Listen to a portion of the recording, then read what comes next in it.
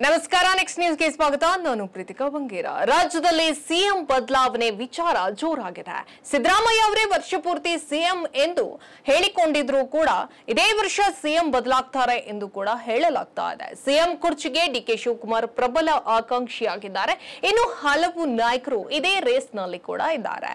2 ದಿನಗಳ ಹಿಂದೆಯಷ್ಟೇ ರಾಜ್ಯದಲ್ಲಿ ಸರ್ಕಾರ ಬೀಳಿಸುವ ಬಗ್ಗೆ ಎಐಸಿಸಿ ಅಧ್ಯಕ್ಷ ಮಲ್ಲಿಕಾರ್ಜುನ್ ಖರ್ಗೆ ಅವರು ಸಿದ್ದರಾಮಯ್ಯ ಹಾಗೂ ಡಿಕೆ ಶಿವಕುಮಾರ್ ಅವರಿಗೆ ಎಚ್ಚರಿಕೆಯನ್ನ ನೀಡಿದ್ರು. ಆದರೆ ಇದೀಗ ಮಲ್ಲಿಕಾರ್ಜುನ್ ಖರ್ಗೆ ಅವರೇ ರಾಜ್ಯದಲ್ಲಿ ಸರ್ಕಾರವನ್ನ ಬೀಳಿಸುತ್ತಾರೆ ಎಂದು ಬಿಜೆಪಿ ನಾಯಕ ಸ್ಫೋಟಕವಾದ ಹೇಳಿಕೆಯೊಂದನ್ನು ಕೂಡ ನೀಡಿದ್ದಾರೆ.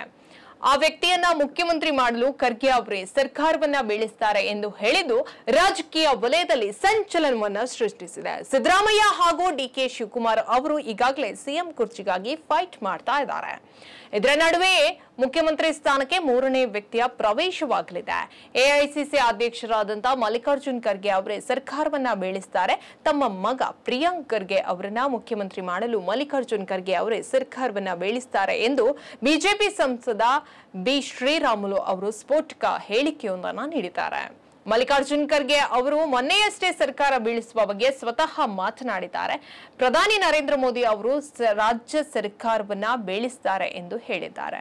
ಸಿದ್ದರಾಮಯ್ಯ ಹಾಗೂ ಡಿಕೆ ಶಿವಕುಮಾರ್ ನಡುವೆ ಈ ಕುರ್ಚಿ ಕಾದಾಟ. ತಮ್ಮ ಮಗ ಪ್ರಿಯಾಂಕ್ ಖರ್ಗೆ ಅವರನ್ನ ಸಿಎಂ ಮಾಡಲು ಮಲ್ಲಿಕಾರ್ಜುನ್ ಖರ್ಗೆ ಅವರು ದೊಡ್ಡ ಪ್ಲಾನ್ ಒಂದನ್ನ ಮಾಡಿದ್ದಾರೆ ಎಂದು ಶ್ರೀರಾಮುಲು ಅವರು ಆರೋಪವನ್ನ ಮಾಡಿದ್ದಾರೆ. ಖರ್ಗೆ ಹಾಗೂ ಪ್ರಿಯಾಂಕ್ ಸೇರಿಕೊಂಡು ರಿಪಬ್ಲಿಕ್ ಆಫ್ ಕಲಬುರ್ಗಿ ಮಾಡಿದ್ದಾರೆ.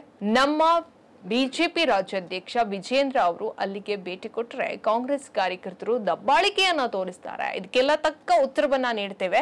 ಅಲ್ಲದೆ ಕಾಂಗ್ರೆಸ್ನವರು ಜಾತಿ ಗಣತಿ ಬಗ್ಗೆ ನಿರ್ಧಾರ ಮಾಡುವುದಿಲ್ಲ ಎಂದು ನಮಗೆ ಮೊದಲೇ ಗೊತ್ತಿತ್ತು. ಹೀಗಾಗಿ ಅವರು ಪಲಾಯನ ಮಾಡ್ತಾ ಇದ್ದಾರೆ ಎಂದು ವಾಗ್ದಾಳಿಯನ್ನ ಕೂಡ ನಡೆಸಿದ್ದಾರೆ. ಹೆಚ್ಚಿನ ಅಪ್ಡೇಟ್ಗಾಗಿ ನೋಡ್ತಾರೆ ನೆಕ್ಸ್ಟ್ ನ್ಯೂಸ್ ಕನ್ನಡ. ವಂದನೆಗಳು.